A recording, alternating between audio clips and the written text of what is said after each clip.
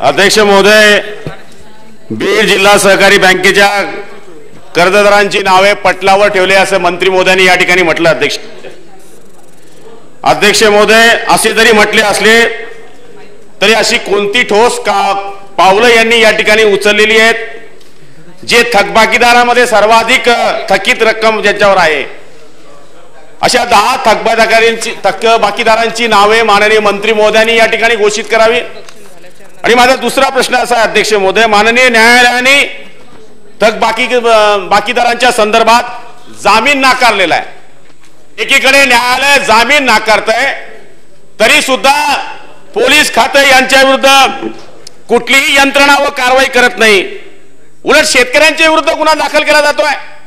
माननीय मंत्री महोदयांना या ठिकाणी विनंती आहे, एकीकडे शेतकरी कर्जाने डुबतोय, दुष्काळामध्ये होरपडलाय, पेटला भांबावलेला आहे आणि हे गबरगप्प लोक हे जर अशा पद्धतीने भ्रष्टाचार करत असतील, न्यायालयाने जामीन नाकारल्याने सुद्धा जर मंत्री महोदय कारवाई होत नसेल तर आजच्या सभागृहात तुम्ही डिक्लेअर केलं पाहिजे की शेतकऱ्यांच्या टाळूवरचं लोणी खाणारे हे गबर लोक यांच्यावर आपण कारवाई करणार आहात का? माझा स्पेसिफिक दुसरा प्रश्न आहे। अध्यक्ष महोदय, बीड जिल्हा बँकेतील जी कर्जदारांची यादी आहे मला वाटतं ती आजच पटलावर ठेवलेली आहे।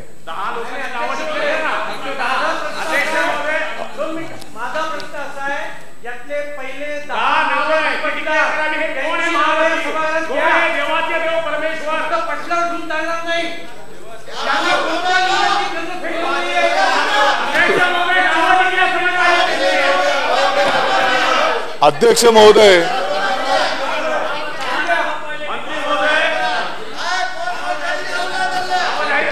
अध्यक्ष महोदय, नुसती 10च नावं नाही, जी हजारो कर्जदार आहेत त्यांचं संपूर्ण डिटेल्स या ठिकाणी सभागृहाच्या पटलावर ठेवण्यात आलेलं आहे।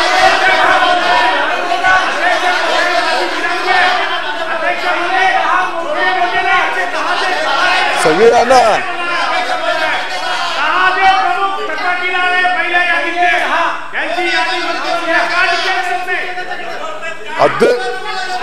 मंत्री महोदय, काय अडचण आहे का? सदस्य ज्या मागणी करतायत सदनच्या, आपल्याला काय अडचण आहे का त्याच्या संदर्भात? अडचण कुठे अध्यक्ष महोदय? अध्यक्ष महोदय, पटलावर ठेवतायत ना, ते ऑलरेडी ठेवलेले पटलावर ठेवतायत। अध्यक्ष महोदय, या ठिकाणी जे हजारो कर्जदार उत्तर द्या, बरोबर आहे, त्यांच्या सर्व डिटेल्स दिलेले अध्यक्ष महोदय, थकबाकीदाराचं नाव दिलेलं आहे, सेवा संस्थेचं नाव दिलेलं आहे, कर्जाचा प्रकार दिलेला आहे, कधी कर्ज दिलं, मुद्दल किती, व्याज किती, एकूण किती, थकबाकी किती, याचं सर्व डिटेल्स अध्यक्ष महोदय दिलेलं आहे। हो, पटलावर ठेवलं की मिळेलच ना आपल्याला, आपण बसा, पटलावर ठेवलं आपण मिळेलच ते। गुलाबरावजी, कोणते आता शोधा नेक्स्ट कोणाला प्रश्न?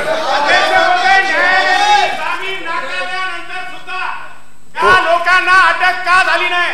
अध्यक्ष महोदय, यांचा पुन्हा भ्रष्टाचार करण्याची ताकद निर्माण होते। अध्यक्ष महोदय, एकीकडे शेतकऱ्याला न्याय देण्याच्या घोषणा करणारे हे सरकार इथे जे समोर आरोपी आहे त्यांना अटक का करत नाही? मंत्री महोदयांनी उत्तर द्यायचं की आजच्या आज त्यांच्यावर कारवाई करू, उद्या कोणी हिंमत करणार नाही शेतकऱ्यांचे पैसे खायचे।